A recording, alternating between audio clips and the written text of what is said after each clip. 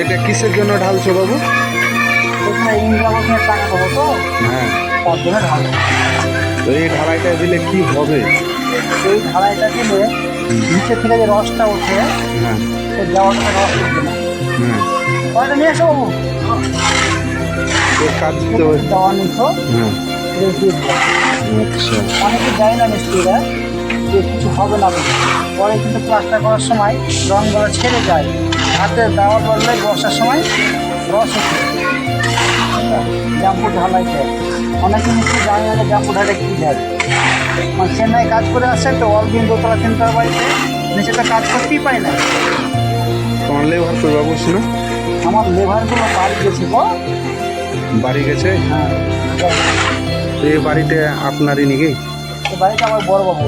বড় বাবু, আর এটা কিসের জন্য ঢাললেন?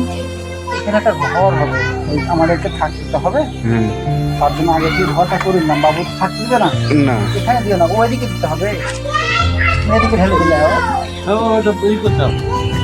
এইটা আপনার লেবার? হ্যাঁ, এটা আমার লেবার। তাহলে আপনাদের মালিক তাহলে আসেনি এখনো? মালিক আসেনি, মালিক আসবে। বাড়িতেই আছে। আচ্ছা, বুঝতে পারছো, এটা হচ্ছে ডেম্পো ঢালাই করছে আমার মিস্ত্রিরা, যে ড্যাম হবে না বলে, তাই তো?